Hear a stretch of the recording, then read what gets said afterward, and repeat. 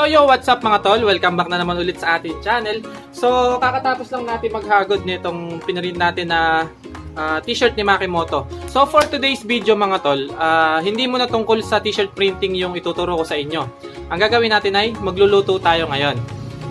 Kasi mga tol, nung isang araw, birthday ni Mrs. Pero hindi natuloy yung ano nila, yung set nila ng mga kasama niya sa trabaho kasi nga may pasok sila.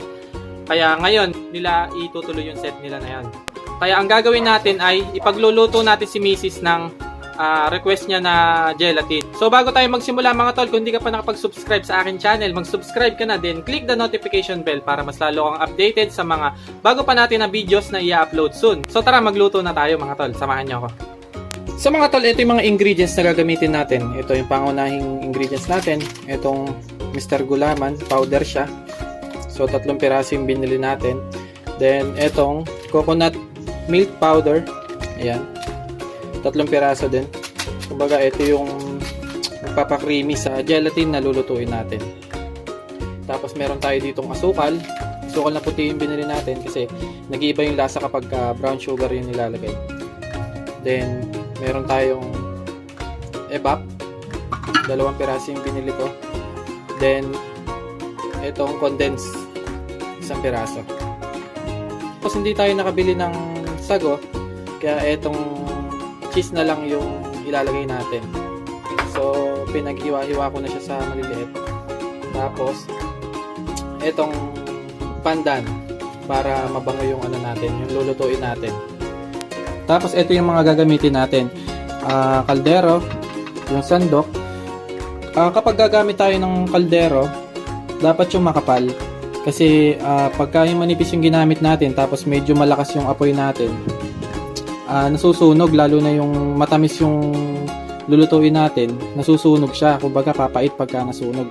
Dito sa makapal, kahit na medyo malakas yung apoy mo, hindi siya masyadong nagiinit sa ilalim kaya hindi nasusunog. Ayan. Tapos itong yung regular size na mangkok lang, ito yung gagamitin natin na pansukat. Dito tayo magtutunaw nitong powder na gulaman at saka itong powder na gata natin. So ayan, simulan na natin. Dito natin sisimulan sa pagtunaw nitong powder na gata natin.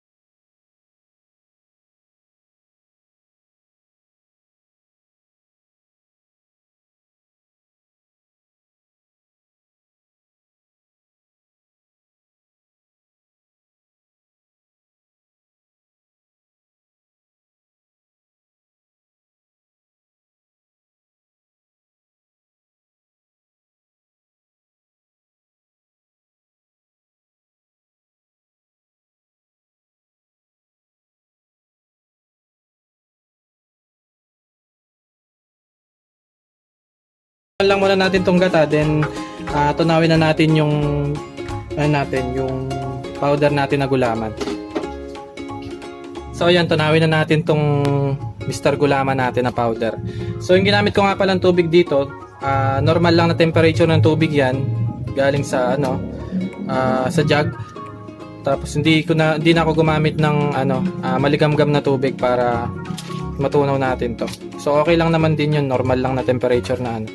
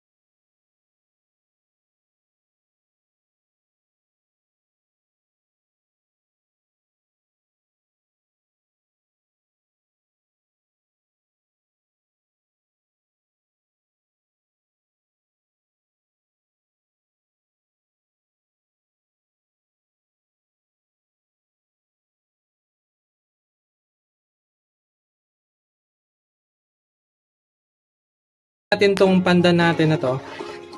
Pero siguraduhin lang natin na nalinis natin siya na maayos. Nahugasan.